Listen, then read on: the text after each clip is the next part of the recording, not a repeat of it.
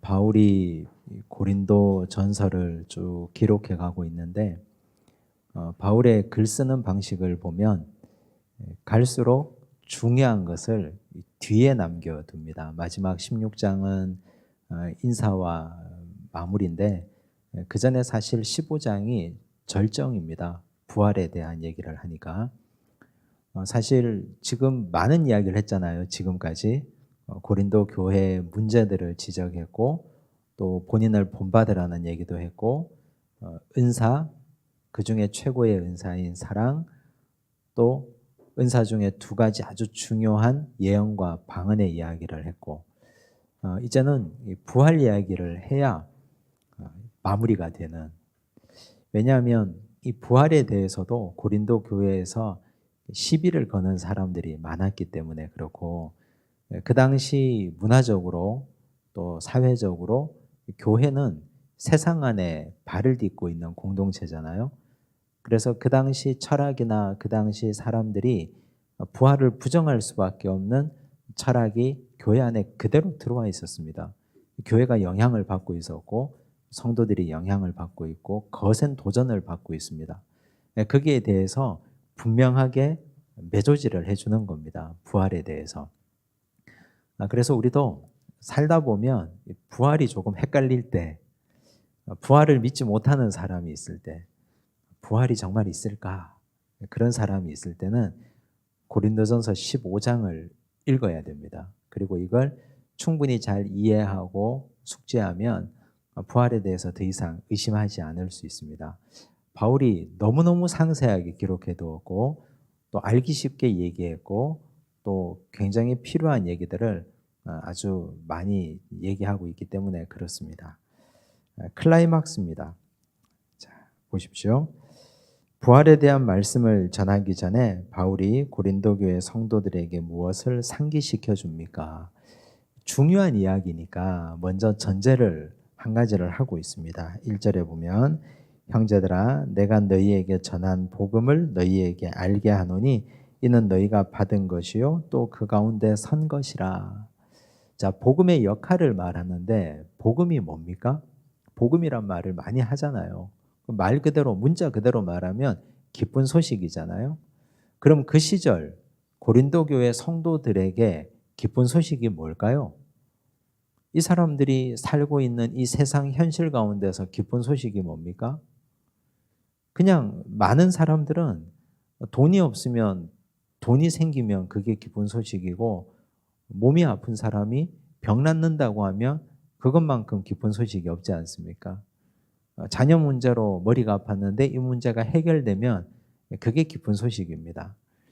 그런데 생각해 보면 물질 문제가 현실적으로 해결이 돼도 그 문제가 영원토록 다시 일어나지 않습니까? 1년 뒤에는 또다시 물질 문제 때문에 걱정하고 계속해서 이건 우리가 죽을 때까지 계속 반복되는 문제가 그렇습니다. 사람 문제도 그렇고 관계 문제도 물질 문제도 건강 문제도.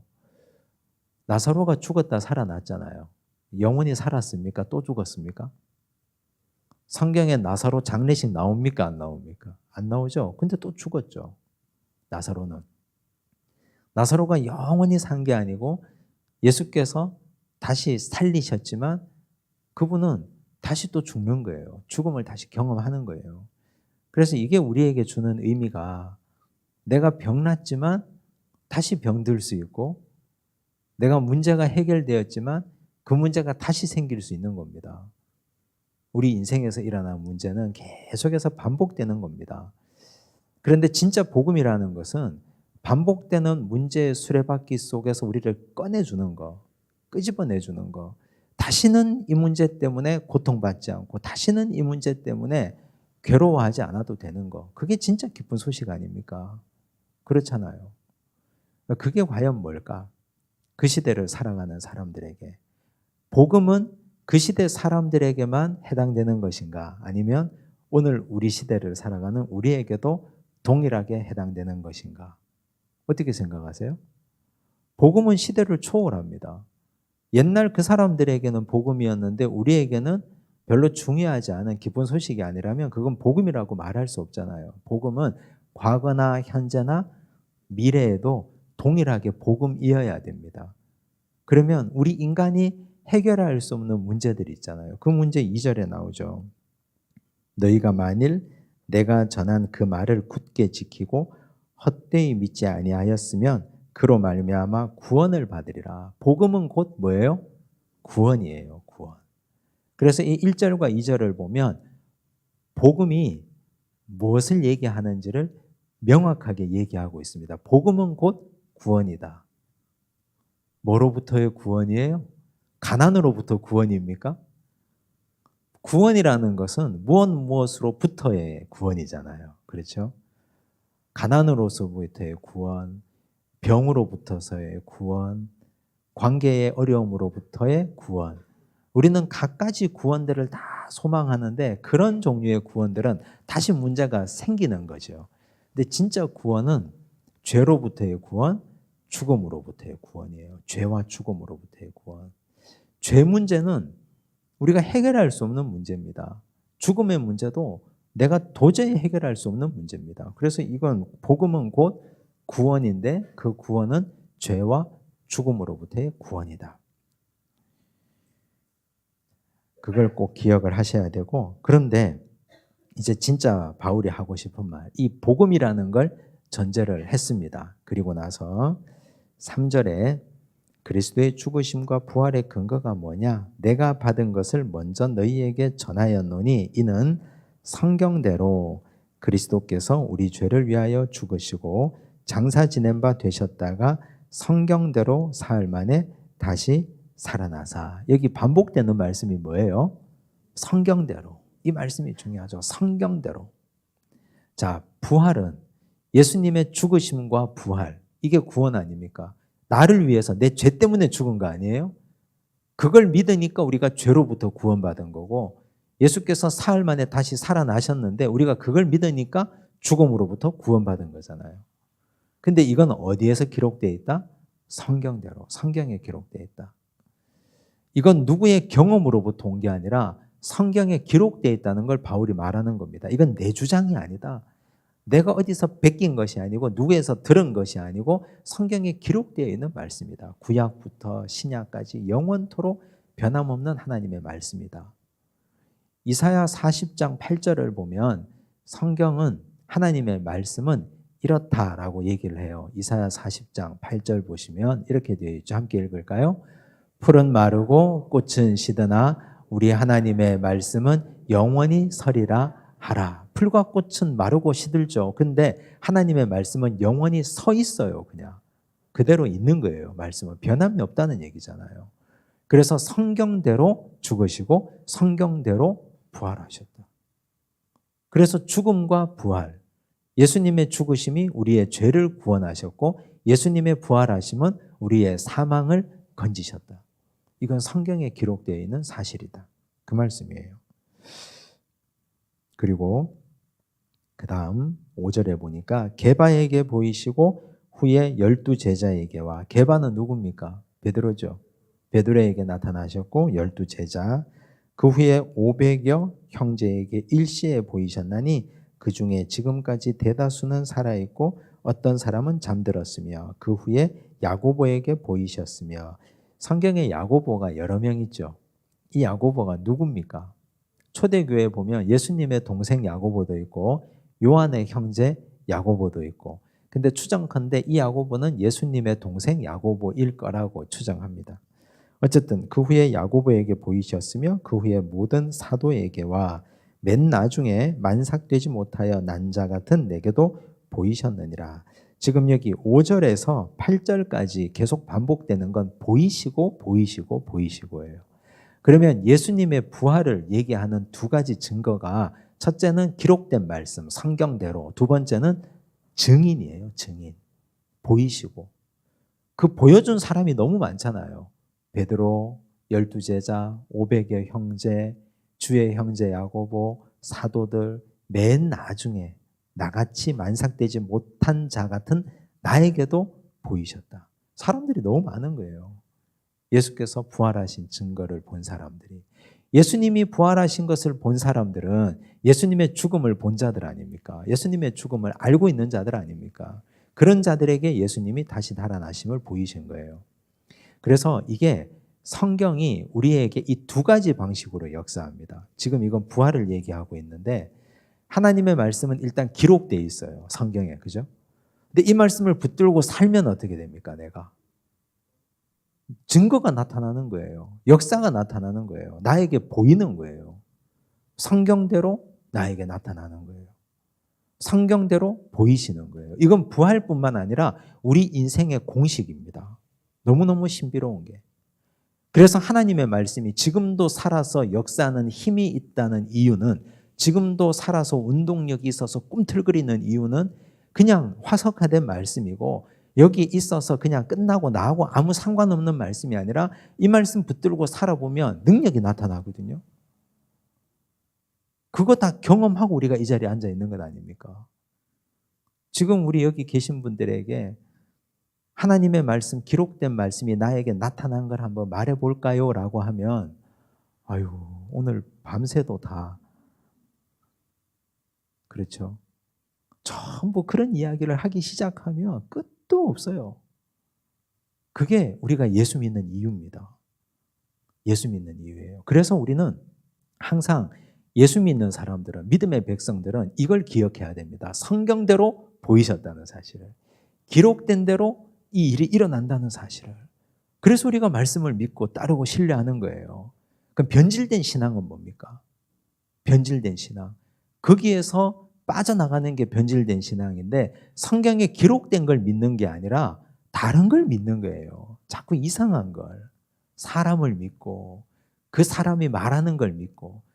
우리는 성경을 제대로 알아야 기록된 걸 믿고 따라갈 것 아닙니까? 근데 성경을 안 보려고 그래요. 공부를 안 하고 싶어 해요. 귀찮아하고. 그냥 목사님이 알려주세요. 목사님이 얘기하면 그냥 믿으면 되지 뭐. 목사가 이상한 거 가르치면 어떡할 거예요? 믿어주는 건 고마운데, 목사가 이상한 거 가르치면 다 망하는 거 아닙니까? 전부 다. 우리는 성경대로 열심히 공부해야 됩니다. 성경이 뭘 말하는지를 알아야 돼요. 그걸 공부하고 그걸 이해하고 그걸 깨달아야 그대로 살아갈 것 아닙니까? 그래야 증거가 나타나는 거거든요. 그 증거가 넘쳐나야 힘있게 살 수 있습니다.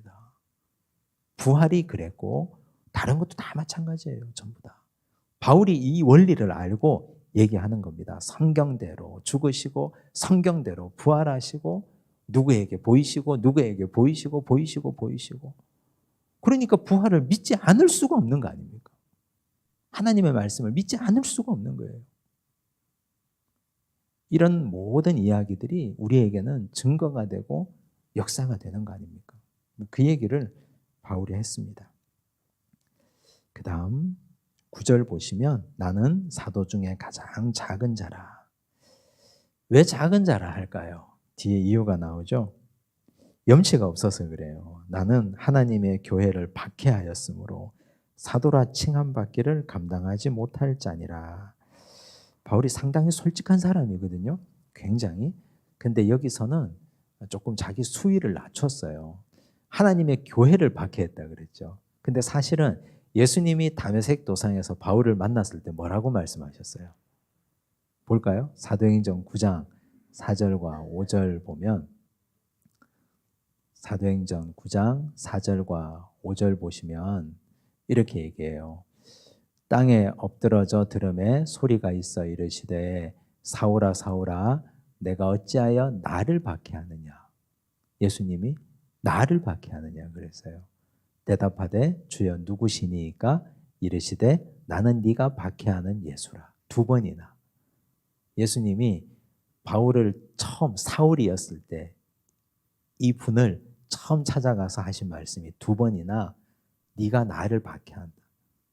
어찌하여 네가 나를 박해하느냐. 나는 네가 박해하는 예수라 그랬어요. 자, 근데 바울은 나는 예수님을 박해하였으므로 이렇게 쓰기가, 이렇게 얘기하기가 마음이 상당히 무겁고 미안하잖아요. 염치가 있으니까.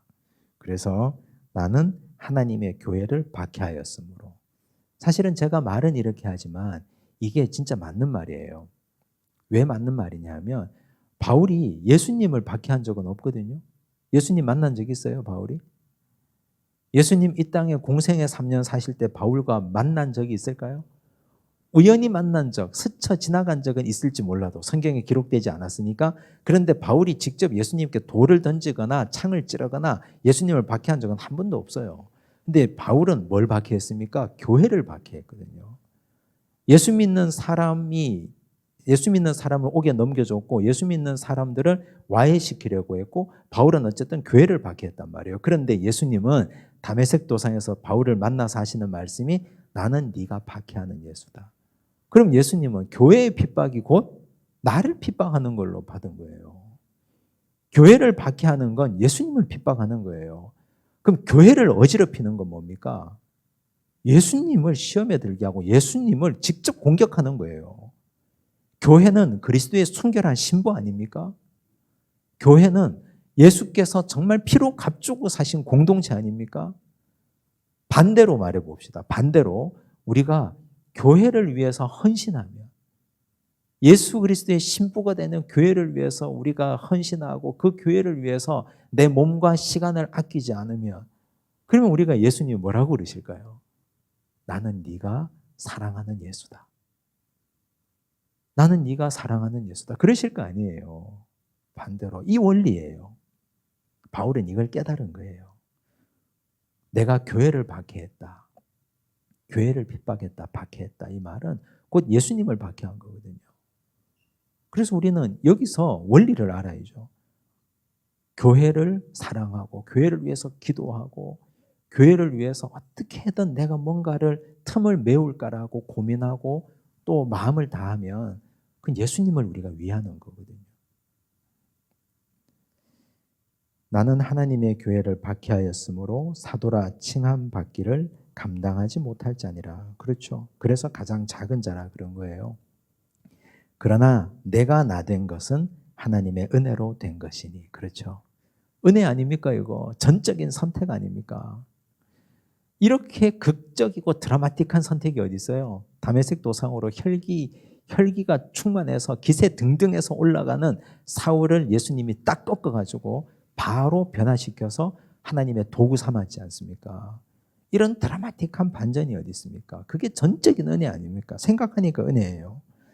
내게 주신 그의 은혜가 헛되지 아니하여 내가 모든 사도보다 더 많이 수고하였으나 내가 한 것이 아니요 오직 나와 함께 하신 하나님의 은혜로라. 우린 여기서 아주 중요한 원리를 발견합니다. 어떤 원리냐?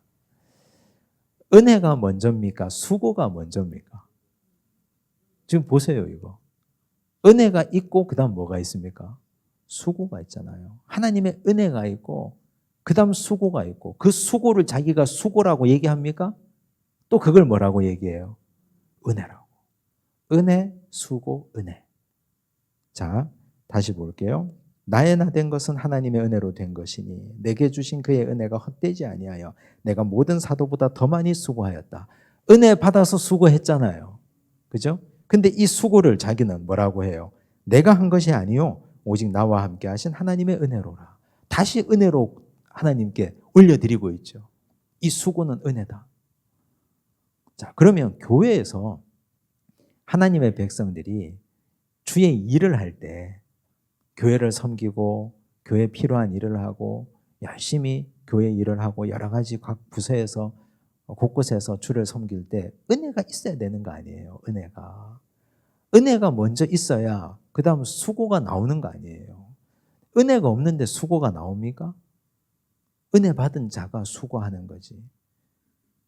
은혜가 먼저 돼야 수고가 되고 그 수고는 다음에 다시 은혜로 되고 그러면 은혜 받지 않은 자를 수고롭게 하니까 어떤 문제가 생깁니까? 은혜가 없는데 수고롭게 하니까 지치는 거예요. 피곤한 거예요. 은혜가 없는데 교회 성도들이 왔어요. 은혜가 고갈돼 있어요. 너무너무 힘들어해요. 아예 은혜가 없다고요. 아직까지 예수 그리스도를 만나지 못한 분들 은혜가 있을 수 있습니까? 그냥 여러 가지 필요에 의해서 교회에 왔는데 혹은 예수 그리스도를 이전에 인격적으로 만났다 하더라도 여러 가지 일들로 인해서 은혜가 다 밑바닥이에요. 은혜가 방전됐어요. 하나도 없어요. 그냥 바닥이에요. 그런데 그분들에게 수고하라고 일을 주고 일을 맡기고 수고를 강요하면 그게 진짜 자발적인 수고가 됩니까? 안 되잖아요. 될 수가 없거든요. 그러니 어떤 일이 벌어져요? 내가 수고했는데 남들이 알아주기를 바라는 거예요. 그 수고가 원망이 되고 그 수고가 불평이 되고 그게 다시 은혜로 하나님께 성화되지 않는 거예요. 진짜 원리는 은혜와 수고와 다시 은혜. 이렇게 돼야 됩니다. 그래서 목사들이 보면 보이는 분도 있고 보이지 않는 분도 있는데 그런데 말씀해 주셔야 돼요. 목사님 저는 요즘 은혜가 없어요. 은혜가 없어요. 근데 뭐 그 원리 가운데에서 이게 성경이 말하는 보편적인 원리거든요. 제가 은혜 충만히 받을 수 있도록 저를 좀 배려해 주세요. 그렇게 말씀하셔야 돼요. 근데 요 시기를 잘못 이용해서 은혜 충만히 받겠다 그래 놓고서는 예배도 안 나오시는 분들이 계시더라고요. 목사님 저 구역장만 빼주면 제가 내년에는 은혜 열심히 받고 제가 충전해가지고 그 다음에 더 열심히 할게요. 주일날도 안 보여요. 수요일날 안 보이는 건 기본이고 아예 안 보여요. 그래서 잘못 빼드렸구나. 이런 분들은 붙잡아 놨어야 되는데 뭐라도 하나 걸어 놨어야 되는데 그게 또 현실이더라고요. 그런데 원리는 그래요. 은혜와 수고와 은혜가 계속 반복되는 겁니다. 진짜 은혜 받은 사람은 내가 수고하고 나서도 그 수고를 사람들에게 찾지 않습니다. 알아달라고 얘기하지도 않아요. 왜냐하면 받은 은혜가 너무 큰데 아직까지 나는 갚을 것이 너무 많은데 그걸 사람한테 왜 받습니까? 받은 은혜가 너무 큰데 하나님한테 갚을 게 너무 많은데 사람들은 안 알아주는 거 아무 상관없어요. 필요 없어요, 그거. 그냥 열심히 수고하는 거예요. 내가 죽을 때까지 이거 다 갚아도 못 갚는데. 10,000분의 1도 10만 분의 1도 못 갚는데. 나는 1만 달란트 빚진 자였는데 그거 아직 갚으려면 멀었는데 그거 사람한테 왜 찾고 있어요? 은혜가 없으니까 사람한테 찾는 거죠. 안 알아준다고 자꾸만 투정하고 원망하고. 부활을 부정하는 자들이 있었어요. 고린도 교회 성도 중에 부활을 부정하는 자들에게 바울은 어떤 말을 하고 있습니까? 12절 그리스도께서 죽은 자 가운데서 다시 살아나셨다 전파되었거늘 너희 중에서 어떤 사람들은 어찌하여 죽은 자 가운데서 부활이 없다 하느냐. 만일 죽은 자의 부활이 없으면 그리스도도 다시 살아나지 못하셨으리라. 자, 교회에 부활이 없다 하는 사람이 있다. 이거 믿어지세요? 그 당시에? 이건 그 당시 초대교회 당시 이 철학과 문화의 영향이에요. 이 지금 고린도 교회가 있는 자리가 이방인 아닙니까? 이방의 자리 아닙니까? 그 당시 문화 철학이 그리스 로마 철학에 직접적인 영향을 받은 1세기 교회 아닙니까? 말이 무려 1세기예요. 지금으로부터 2000년 전 교회예요. 자, 1세기 그리스 로마의 문화 철학은 플라톤, 아리스토텔레스 그렇게 이어지는 철학이거든요. 그 당시에 교회 안에 들어와 있었던 이단들이 있었는데 교회를 괴롭혔던 이단들 많이 들어보셨죠? 뭡니까? 영지주의 이단들이에요. 영지주의. 영지주의가 뭡니까? 영자가 신령하다 할 때 영자거든요. 지자는 지식할 때 지자예요. 신령한 지식이라는 뜻이에요. 즉 영적인 지식, 신령한 지식이 최고다. 요걸 주장하는 사람들. 그래서 자기들만이 신령한 지식을 가지고 있다.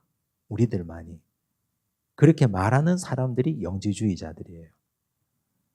그 영지주의는 나중에 마니교로 흡수됩니다. 4세기에. 마니교 들어보셨죠? 네. 불을 숭배하는 마니교, 조로아스트교. 그렇게 흡수됩니다. 자, 어쨌든 그 당시 플라톤 철학이 굉장히 영향을 끼쳤는데 신구약 중간사 할 때도 제가 말씀을 드렸고 여러 번 말씀드린 건데 이분들은 인간의 육체를 부정하게 여겼어요. 인간의 육체. 그래도 그럴 만한 게 여러분들 내 몸을 한번 보세요.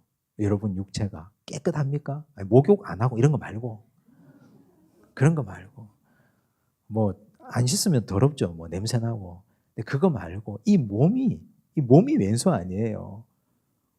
먹어도 배고프고, 하루 3끼 먹어도 저녁 되면 또 배고프고, 남의 거 보면 또 뺏어 먹고 싶고, 이 눈이 왼수 아니에요, 눈이. 남의 떡이 더 커 보이고. 그렇죠? 그렇잖아요. 우리 몸이 식욕도 있고 성욕도 있고 각종 정욕도 있고 여러 가지 욕망투성이 아닙니까? 이 몸이. 죄 짓는 기계잖아요, 몸이. 죄 짓는 기계예요. 하루에도 몸이 짓는 죄가 수백 가지 아닙니까? 얼마나 많습니까? 그런데 이 사람들이 가만히 생각해 보니까 몸은 더러운 거예요. 그게 플라톤 철학이에요. 몸은 더러워요, 우리 육체는.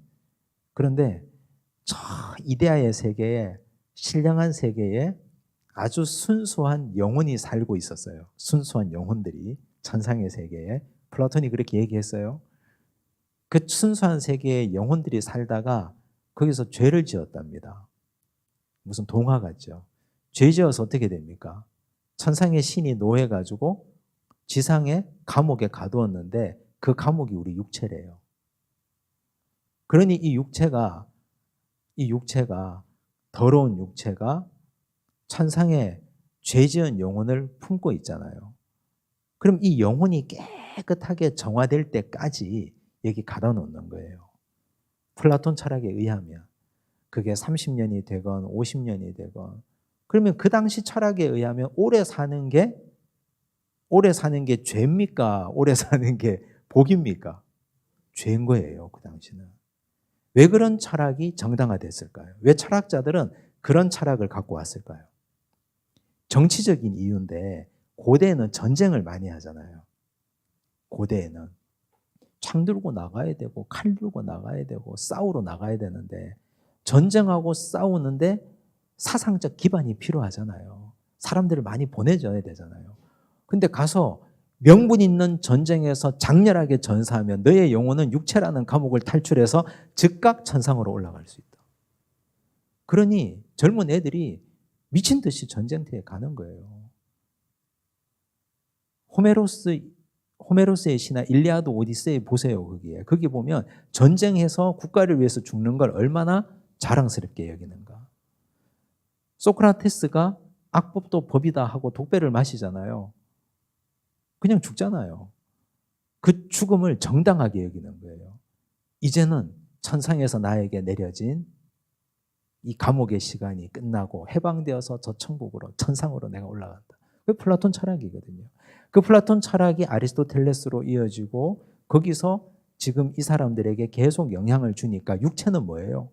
더러운 거예요. 육체는 더럽고 육체는 추악한 거예요. 그런데 거기에 예수 그리스도가 오셨다? 이거 받아들일 수 있겠습니까? 그런데 거기에 하나님의 아들이 직접 오셨다. 우리 육체에. 못 받아들이는 거예요. 그 당시 사람들이. 그래서 사람들이 예수 그리스도께서 육체로 오신 것을 부정하는 영주주의 이단들이 교회에 영향력을 끼치는 겁니다. 그런 배경이에요. 이분들이, 고린도 교회 성도들이 교회 오기 전에, 신앙을 가지기 전에 이미 어릴 때부터 교육을 받았잖아요. 어릴 때부터 학교 다니면서 교육받았는데 이 육체는 더러운 것이다. 이 육체는 추악한 것이다. 여기에는 신령한 것이 올 수 없다. 이렇게 배웠는데 거기에 하나님이 당신의 아들을 육체에 담아서 보냈네? 인간의 몸을 입고 오셨네요? 그래서 예수께서 육체로 오신 걸 부정하는 거예요. 그게 이단이에요. 영지주의 이단들. 이렇게 생각하니까 이해가 되시죠? 충분히. 사도 요한도 영주주의 이단하고 굉장히 많이 싸웠습니다. 요한 1서 4장 1절하고 2절을 보시면 이렇게 나와요. 사랑하는 자들아, 영을 다 믿지 말고 오직 영들이 하나님께 속하였나 분별하라. 많은 거짓 선지자가 세상에 나왔습니다. 영지주의자들을 말하는 겁니다. 이로써 너희가 하나님의 영을 알지니 곧 예수 그리스도께서 육체로 오신 것을 시인하는 영마다 하나님께 속한 것이요. 그렇죠? 예수 그리스도께서 육체로 오신 것을 시인하는 자가 진짜 성도라는 거죠. 3절 한번 봅시다. 예수를 시인하지 아니하는 영마다 하나님께 속한 것이 아니니 이것이 곧 적그리스도의 영이니라. 이게 영주주의이다. 초대교회 아주 심각한 일이다. 오리라 한 말을 너희가 들었거니와 지금 벌써 세상에 있느니라. 지금 벌써 세상에 있는 거예요. 이 적그리스도가. 사도 요한도 이걸 걱정하고 염려하고 이 분별하는 걸 얘기했거든요. 그러니 그걸 전제로 하고 이걸 다시 보세요. 12절. 그리스도께서 죽은 자 가운데서 다시 살아나셨다 전파되었거늘 너희 중에서 어떤 사람들은 어찌하여 죽은 자 가운데서 부활이 없다 하느냐. 그러면 이 부활은 이 사람들이 부활이 없다고 얘기하는데 이 부활이 없다는 것은 육체로서의 부활을 믿지 않는 거예요. 예수 그리스도가 육체로 부활했다는 사실을 안 믿는 거예요. 그가 하나님의 아들이면 영은 당연히 부활하실 것이고 죽지도 않을 거라고 생각하는 거죠. 죽지도 않을 거라고. 그런데 예수님의 부활은 육의 부활입니까? 육의 부활이 아닙니까? 육체의 부활이에요. 왜냐하면 무덤에 육체가 없었잖아요. 예수님의 시체를 찾을 수 없었잖아요. 빈 무덤이었잖아요. 예수님께서 도마에게 그 손과 옆구리의 상처를 보이셨잖아요. 넣어보고 만져보라 하셨잖아요. 예수님이 제자들과 함께 조반을 드셨잖아요. 고기 잡아가지고 구워가지고 같이 드셨잖아요. 육체로서의 부활이에요. 근데 그 육체가 어떤 육체냐? 그 이제 뒤에 나와요. 우리 다음 시간에 할 텐데 예수님의 부활은 육체로서의 부활입니다. 그런데 이 영지주의자들은 예수님의 육체의 부활을 믿지 않습니다. 그러니 생각해 보세요. 예수님이 이 땅에 육체로 오실 리가 없다. 딱 단정을 하는 거예요. 그러면 예수님이 이 땅에 오신 그 육체는 뭐냐? 사람들이 물을 거 아니에요. 영지주의자들은 그렇게 말하는 거예요. 하나님의 아들이니까 얼마든지 우리를 눈속임할 수 있다. 그 육체는 가짜 육체다. 그래서 거기에 가현설이라는 게 나와요. 가짜로, 거짓으로 현현하셨다. 가현설. 그래서 십자가에 달려 돌아가실 때 그 고통도 인간이 당한 고통이 아니고 사람들을 충분히 속일 수 있는 가짜로 현현하신 것이다. 그러니까 예수님의 십자가 죽음을 완전히 폄하시키는 거죠. 그게 이단 아닙니까? 예수님의 육체로 오심을 부정하니까. 그런 자들이 나중에 사도행전에 보면 두 부류가 생기는데 철학자들이 에피쿠로스 철학자들도 있고 스토아 철학자들도 있고. 스토아 철학자들은 어떤 자들이에요? 스토아 철학자들은 금욕주의자들입니다. 육체를 더럽다고 생각하고 막 괴롭히는 거예요. 피도 내고 칼로 찌르고 육체를 괴롭혀서 영혼을 정화시키는 자들. 에피쿠로스 철학자들은 육체를 쾌락으로 몰고 가는 거예요. 어차피 버린 몸, 어차피 더러운 육체 그냥 갈 때까지 가자, 놀 때까지 놀자. 그래봐야 영혼은 그냥 여기에 갇혀 있는 거고 그런 자들이에요. 그런 자들이 사도행전에 나와요. 스토아 학파들, 에피쿠로스 학파들. 그게 이단들 아닙니까? 그래서 지금 여기서 말하는 건 예수께서 육체로 오셔서 부활하는 걸 믿지 못하는 자들, 그런 자들을 말하는 겁니다.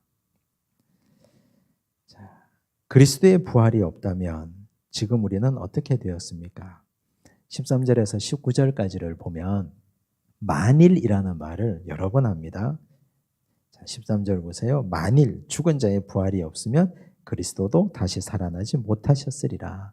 만일이라는 말을 쓰는 걸 보면 이게 아니라는 얘기를 하고 싶어서 이런 거예요. 14절 그리스도께서 만일 다시 살아나지 못하셨으면 우리가 전파하는 것도 헛것이요 또 너희 믿음도 헛것이며 15절 또 우리가 하나님의 거짓 증인으로 발견되리니 우리가 하나님이 그리스도를 다시 살리셨다고 증언하였음이라. 만일 죽은 자가 다시 살아나는 일이 없으면 하나님이 그리스도를 다시 살리지 아니하셨으리라. 16절 만일 죽은 자가 다시 살아나는 일이 없으면 그리스도도 다시 살아나신 일이 없었을 터이요 그리스도께서 다시 살아나신 일이 없으면 너희의 믿음도 헛되고 너희가 여전히 죄 가운데 있을 것이요. 이 말을 보면 부활이 없으면 무슨 말입니까? 다 헛되다는 거예요. 다. 부활이 없으면 지금까지 우리가 믿었던 신앙 체계는 모두 다 헛되다. 모두 다 거짓이다. 19절 만일 그리스도 안에서 우리가 바라는 것이 다만 이 세상의 산뿐이면 모든 사람 가운데 우리가 더욱 불쌍한 자이리라. 왜 그렇습니까? 지금 절제하고 지금 저 천국 소망을 가지고 지금 이 식민지 체계에서 살아가는 우리가 정말 불쌍한 사람 아니냐. 어차피 먹고 마시고 저 영지주의자들처럼 에피쿠로스 학파 저 사람 쾌력주의자들처럼 그냥 그렇게 살다 죽으면 되지. 이렇게 우리가 사는 게 가장 불쌍한 것 아니겠느냐. 이 말은 부활이 없다는 걸 말하고 싶은 게 아니고 부활이 확실히 있다는 걸 말하고 싶은 거예요. 왜냐하면 아까 얘기했잖아요. 성경대로 보이시고 하나님의 말씀, 그 성경에 기록된 것이 사람에게 그대로 나타났다. 그리스도께서 사망 권세를 이기신 것을 바울은 어떻게 표현합니까? 20절 그러나라고 나오죠. 그러나 만일 어쩌고 저쩌고 계속 했잖아요. 만일 어쩌고 저쩌고. 그러나는 앞에 말을 뒤집는 역접의 접속사잖아요. 그러나 예수 그리스도께서 죽은 자 가운데서 다시 살아나사 잠자는 자들의 첫 열매가 되셨도다. 첫 열매. 첫 열매가 뜻하는 바가 뭡니까? 그 다음 열매도 있고 또 그 다음 열매도 있다. 예수 그리스도께서 첫 열매가 되셨다면 그 다음 열매는 또 누가 되고 또 누가 되고 우리도 순서대로 또 부활하고 또 부활할 것 아니에요. 그런 걸 지금 바울이 얘기하고 있는 겁니다. 2번 아담과 그리스도를 비교하며 사망과 부활을 전하는 바울의 설명을 정리해 보십시오. 자, 사망이 한 사람으로 말미암았으니 누구로요? 사망이 누구로부터? 아담으로부터. 죽은 자의 부활도 한 사람으로 말미암는도다. 누구로요? 예수 그리스도로부터. 여기 아담은요, 창세기에 기록된 아담이기도 하고 인간의 대표 명사이기도 합니다. 즉 하나님 없고 그냥 인간 뜻대로 살아가는 그런 존재를 의미하기도 합니다. 원래 아담이라는 이름의 뜻이 뭡니까? 흙이라는 뜻이에요. 흙. 먼지, 티끌이라는 뜻입니다. 아담은. 흙, 먼지, 티끌. 그냥 존재 자체가 흙이에요. 얼마나 허무합니까? 사람이 죽으면 그냥 먼지가 되잖아요. 가루가 되고 재가 되잖아요. 화장해서 태워보세요. 가루밖에 남지 않죠. 그런데 그 흙과 먼지 같은 존재에 하나님께서 생기를 불어넣어 주시잖아요. 그래서 생명이 된 것 아닙니까? 자, 사망이 한 사람 아담으로부터 말미암았으니 죽은 자의 부활도 한 사람 그리스도로 말미암는도다. 아담 안에서 모든 사람이 죽은 것 같이. 왜요? 죄 때문에.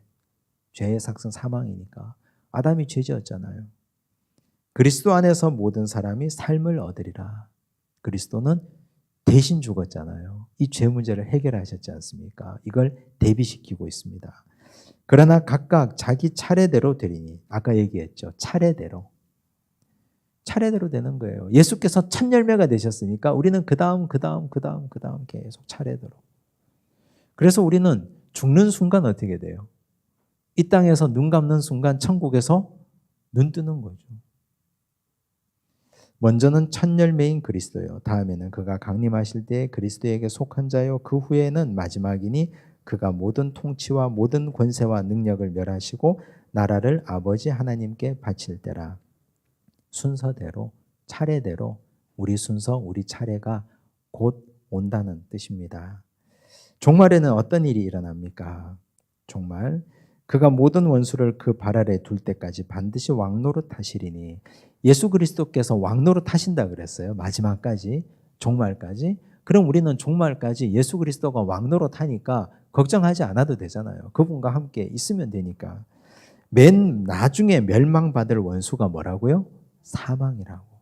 그럼 이 말은 뭐예요? 죽음의 권세는 끝까지 끈질기게 우리를 괴롭힌다는 뜻이에요. 죽음의 권세는. 그래서 예수 그리스도의 마지막 사역이 뭐였습니까? 부활이었잖아요.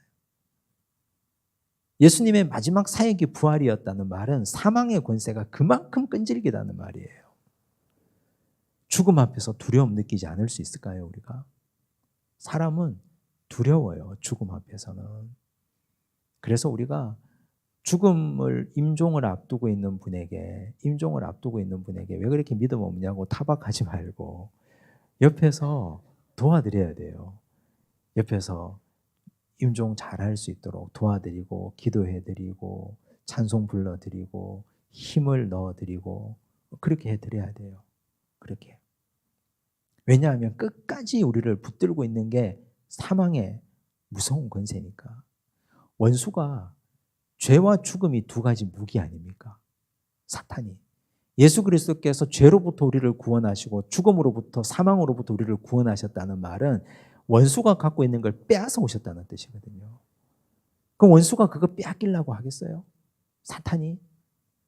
사탄은 절대로 그 두 가지를 끝까지 놓지 않습니다. 우리가 성도 되었다고 신앙 고백 한번 했다고 우리가 죄로부터 완전 자유합니까? 그렇지 않아요. 계속해서 넘어지게 합니다. 계속해서 넘어지게 하고 계속 죄 짓게 하고 죄 짓고 나면 또 그 다음 후유증이 생기잖아요. 그 후유증이 뭐예요? 죄책감. 죄책감. 그 죄책감을 계속 자극해서 또 쓰러지고 또 넘어지게 만들고 사탄은 그걸 집요하게 파고 들어갑니다.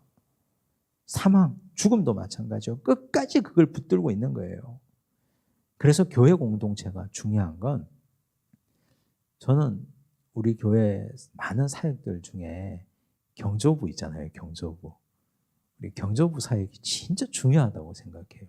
왜냐하면 자기를 위해서 그래요. 자기를 위해서. 우리 교회 지금도 상중이죠. 우리 한 분 안수 집사님 돌아가셨죠. 지난주도 또 그 지난주도 계속해서 장례가 있는데 슬픔 당한 자를 성도들이 가서 위로하는 사역이 경조부 사역이잖아요. 참 좋은 사역인데 근데 그건 그분들을 위로하는 건 2차적인 거예요. 나를 위해서 좋은 거예요. 장례식장에 자주 가봐야 돼요. 장례식장에. 거기 가서 그냥 조분만 삐죽이 하고 오는 게 아니고 예배를 드려봐야 돼요. 예배를 드려보면 그 예배 가운데 임하시는 성령의 위로가 있어요. 하나님의 은혜가 있고 깊은 은혜가 있고 위로가 있습니다. 그리고 화장터까지 한번 따라가 보셔야 돼요. 어제까지 나하고 같이 신앙생활 하셨던 믿음의 동료가 하나님의 부르심을 받고 세상을 떠나서 저 화장터 화구에 들어가서 1시간 반이 지나니 한 줌 재가 되어서 나오는 걸 보고 지금 나는 하나님 앞에서 어떻게 살아가야 되는가. 그걸 계속해서 보고 수시로 느끼고 기억하고 깨달아야 사망의 권세로부터 자유로울 수 있습니다. 그게 사망을 이기는 힘이거든요. 우리의 소망이 뭐예요, 그러면? 천국밖에 없는 거예요. 인간이 그렇게 가는 건데, 사람이 그렇게 떠나가는 건데, 내 영혼이 천국에서 눈 뜰 수 있다면 이 사망의 권세 뿌리치고 갈 수 있지 않겠습니까? 그래서 그 사역이 중요한 겁니다. 나를 위해서 중요한 거예요. 나를 위해서. 누구 필요 없어요. 맨 나중에 멸망받을 원수가 사망이라는 거 기억하셔야 됩니다. 그만큼 끈질긴 놈이에요. 이 사망이라는 놈이. 만물을 그의 발 아래에 두셨다 하셨으니 만물을 아래에 둔다 말씀하실 때에 만물을 그의 아래에 두신 이가 그 중에 들지 아니한 것이 분명하도다. 예수 그리스도죠. 만물을 그에게 복종하게 하실 때에는 아들 자신도 그때 만물을 자기에게 복종하게 하신 이 하나님에게 복종하게 되리니 이는 하나님이 만유의 주로서 만유 안에 계시려 하심이라. 이건 그냥 문자 그대로예요. 근데 여기서 중요한 건 맨 나중에 멸망받을 원수가 사망이라는 거 꼭 기억하십시오. 그 다음 고린도 교회의 잘못된 관행이 나오는데요.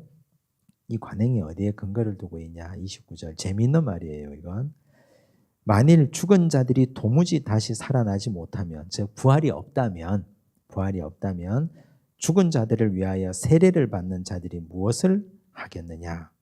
어찌하여 그들을 위하여 세례를 받느냐. 고린도 교회 안에 잘못된 관행이 있었는데요. 대리 세례가 있었어요. 대리 세례. 바울이 지금 이걸 얘기하는 거예요. 바울이 고린도 교회를 개척하고 떠났잖아요. 사람들 얘기를 들으니까 문제가 굉장히 많았는데 그중에 죽은 자를 위하여 대신 세례받는 자들이 있었다고요. 우리 아버지가 그냥 돌아가셨어요. 우리 아버지가.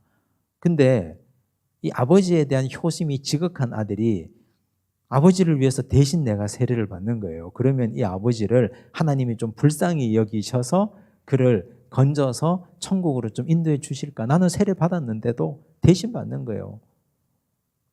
내가 받았는데도 또 세례 받는 사람도 있었고, 자기 식구들 중에 세례 안 받은 사람 불러다가 그 아버지의 이름으로 대신 세례 주는 사람도 있었고, 그게 교회 안의 관행이었어요. 바울이 그걸 지적하는 거거든요. 근데 그걸 지적하면서 동시에 하는 말, 이렇게 너희가 죽은 자를 위하여 대신 세례를 받을 만큼 열심인데 그건 곧 부활을 인정하는 것 아니냐, 그 말이에요. 부활을 인정하지 않으면 대리세대 이렇게 말도 안 되는 관행을 만들어 가면서까지 이런 짓을 할 이유가 없지 않느냐, 이 말이에요. 우리가 이걸 통해서는 두 가지를 알 수 있죠. 죽은 자의 부활은 분명히 있다. 잘못된 관행을 통해서도. 두 번째는 고린도 교회 성도들이 정말 미친 짓을 하고 있다. 이런 거죠. 자, 죽은 자를 위해서 기도할 필요가 있습니까? 없습니까? 해야 됩니까? 안 해야 됩니까? 세상을 떠난 자를 위해서, 그분을 위해서 우리가 기도를 해야 됩니까? 안 됩니까? 우리 기독교 신앙에서는 돌아가신 분을 위해서 기도할 필요 없습니다. 기도하지 않아요. 자, 그러면 장례는 왜 합니까? 장례는 산자를 위한 거예요. 기독교 신앙에서, 우리 개신교에서 장례는 산자를 위한 장례예요. 그래서 어떤 형식으로 세상을 떠났건, 그가 어떤 방식으로, 세상이 말하는 손가락질하는 어떤 방식으로 세상을 떠났건 장례하는 거예요. 왜? 산자를 위로하기 위해서 하는 거예요. 그래서 그리스도인의 장례는 살아있는 자, 지금 그 가족들에게 초점이 맞춰지는 겁니다. 자, 세상을 떠났어요. 그러면 그분은 하나님의 자비하심에 우리가 맡기는 거예요. 하나님의 자비하심에. 그렇죠? 그분이 세상을 살 때 우리는 모르지만 남몰래 신앙생활을 했을지 안 했을지 우리가 어떻게 합니까? 그분이 마음으로 저 깊숙한 곳으로 예수 그리스도를 인격적으로 받아들였을지 그렇지 않았을지 우리가 어떻게 합니까? 그건 하나님의 판단에 구원의 여부는 맡기는 거예요. 그건 하나님께 맡기고 우린 산자를 위해서 장례하고 기도해 드리는 거예요. 그래서 저는 그런 걸 안 했으면 좋겠어요. 우리가 누가 세상을 떠나고 나면 저 양반 천국 갔을까? 우리끼리, 그죠? 우리끼리 장례 끝나고 이렇게 나와가지고 와서 내가 보니까 교회 한 2번 온 것 같아. 저 사람이 작년 성탄절에 오고 재작년 부활절에 한 번 오고 3번은 채워야 천국 가지 않을까? 2번 왔는데 뭐 그런 말 좀 안 했으면 좋겠어요. 그건 뭐 하나님께서 알아서 하실 일이지. 뭐 하나님이 하실 일이에요. 우리는 가족을 위로하면 돼요. 열심히. 그리고 나를 보면 돼요. 나는 어떻게 세상을 떠날 건가.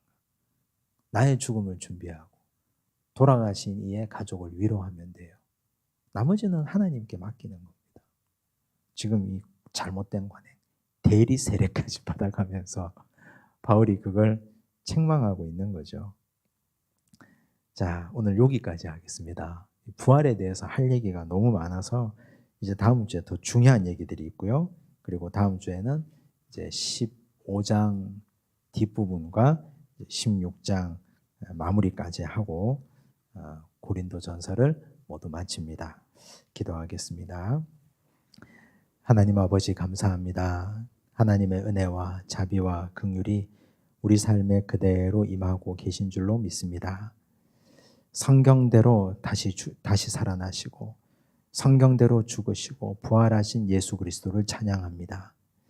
기록하신 대로 말씀하신 대로 우리에게 보이신 하나님, 오늘 우리 삶에 말씀이 능력이 되고 말씀이 역사가 되는 것을 다시 한번 보여주시옵소서. 우리는 말씀을 있는 그대로 믿고 따라가도록 도우시고 그 말씀이 은혜가 되고 은혜 받은 우리가 수고하고 그 수고한 우리는 다시 하나님께 은혜와 영광을 돌리게 하여 주시옵소서. 예수 그리스도께서 육체로 이 땅에 오시고 육체로 부활하심을 믿는 자 되도록 도우시고 우리는 또 그 다음 열매 되도록 역사하여 주시옵소서. 부활이 우리의 참 소망이 되고 사망 권세, 세상의 사탄, 공중의 권세 잡은 사탄이 죽음과 사망을 끝까지 붙들고 있다는 사실을 기억하게 하시고 우리는 그 권세를 뿌리치며 예수 그리스도의 십자가 안에 거하게 하여 주시옵소서. 모든 말씀 예수님 이름으로 기도드리옵나이다. 아멘.